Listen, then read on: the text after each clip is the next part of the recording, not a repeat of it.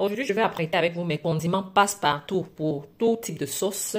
Tout type de sauce, dans les repas faciles, rapides, là que vous souhaitez souvent réaliser, mais on n'a pas toujours le temps de recommencer à faire les condiments à zéro, ou bien on a tellement de paresse qu'on ne veut pas vraiment apprêter les condiments pour la nourriture. Avec cette technique-ci, vous pouvez préparer sauce gombo, sauce arachide, sauce pistache, même parfois du riz sauté en un, je sais pas, claquement de doigts, je sais pas trop comment on dit ça. Donc c'est tellement, une fois que vous avez apprêté ça, c'est garanti pour toute la semaine, une semaine, 2 semaines, dépendamment de comment vous conservez. Donc pour ça, on aura besoin de notre poireau. J'ai deux types de poireaux, j'ai celui-ci et j'ai aussi ça, je sais pas comment vous appelez ça, mais ici on appelle aussi ça poireau.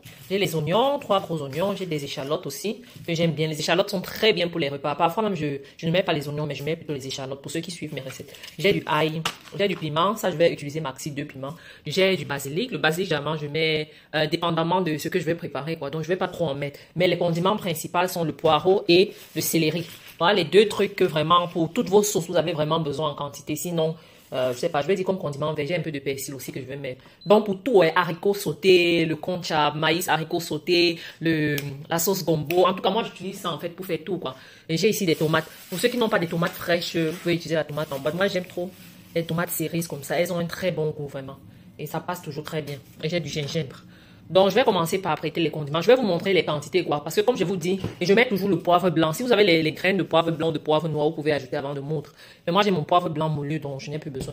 Donc, comme je vous dis, avec ça, c'est vraiment easy, no stress, quoi, no stress. On va apprêter ensemble et on va passer au mixeur et on va utiliser des petits pots pour conserver. Et chaque fois qu'on va vouloir faire un repas, tel que sauce arachide, sauce gombo, sauce pistache, haricots pour baigner, le concha, n'importe quoi, vous prenez un pot après avoir fait revenir les oignons dans la marmite, vous mettez les condiments, vous laissez cuire. Ensuite, vous mettez, vous procédez avec votre cuisson, quoi. Donc, c'est un peu ça. Après avoir apprêté les condiments, je vais vous montrer comment je fais mon concha. Tellement délicieux, easy, nice and always pratique. Donc, allons-y.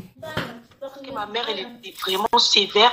Elle a peur de perdre son mari parce qu'elle m'avait déjà dit, on est 5 enfants. Elle a dû nous envoyer en France. Ma chérie, si tu as mis le haut-parleur, tu enlèves le haut-parleur. Si tu as mis l'écouteur, tu enlèves s'il te plaît. Tu mets ta bouche sur le téléphone, s'il te plaît. Ok, ma coche. Ok, on t'écoute, oui. Je suis enceinte de mon beau-père. Oui. J'ai peur de dire à ma mère parce que ma mère, elle est fragile, elle a une insuffisance rénale. Donc là, je tremble là parce qu'elle n'est pas là. Et je sais pas comment on lui dit parce que elle est plus avec notre père. Elle s'est mariée avec le monsieur. Donc du coup, elle nous a fait venir en France, mes frères et moi. Et moi, quand je suis arrivée en France, j'avais 14 ans. Là, maintenant, j'ai 23 ans. Du coup, mon beau-père me faisait la cour. Moi, je voulais pas. Chaque fois quand je finis de me laver, il vient tout le temps dans ma chambre. Il me touche. Donc, un jour... Ma chérie, oui, s'il te plaît, tu me permets de me parfumer? Oui, allez-y, ma coach. Oui. Parfumez-vous.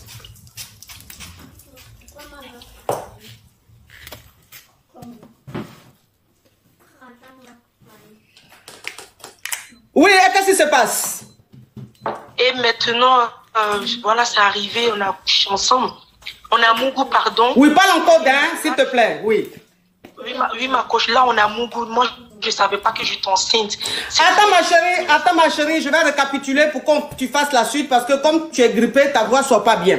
Donc, d'accord, ma coach. Ta maman s'est remariée, c'est-à-dire que ta maman et son papa se sont séparés.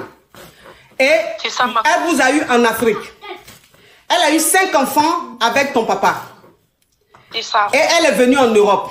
Donc elle est venue se chercher et elle vous a fait venir, vous tous, vous les 5, elle vous a fait venir en France, ça, en Europe. Maintenant, quand vous êtes arrivé en Europe, toi tu avais 14 ans.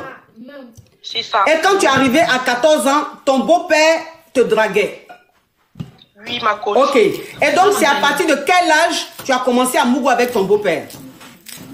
Ma coach, c'est à partir de 19 ans. On n'a pas mouru tous les jours. On a fait seulement qu'une fois. Et ça trouvait que j'étais dans mes mauvaises périodes. Et je ne savais pas, je suis tombée enceinte. Et vu que je suis quelqu'un, voilà, j'ai pas pris trop attention. C'est hier, j'ai fait mon test, j'ai vu que j'étais enceinte.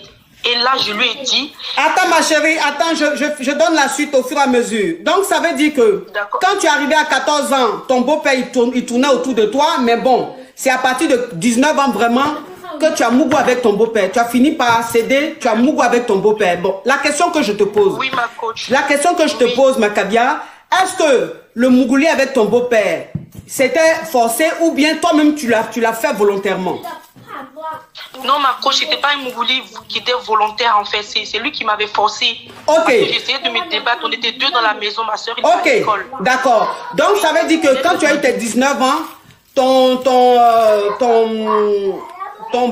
beau-père, c'est là qu'il a commencé à te draguer. Et là, tu as 22 ans aujourd'hui. Bon, vous avez vous mougoussé, hein. Donc là, tu as commencé à mougou avec ton beau-père. Et ta maman, c'est une femme qui est fragile. C'est-à-dire qu'aujourd'hui, elle est malade, elle a une insuffisance rénale. C'est ça, ma Ok.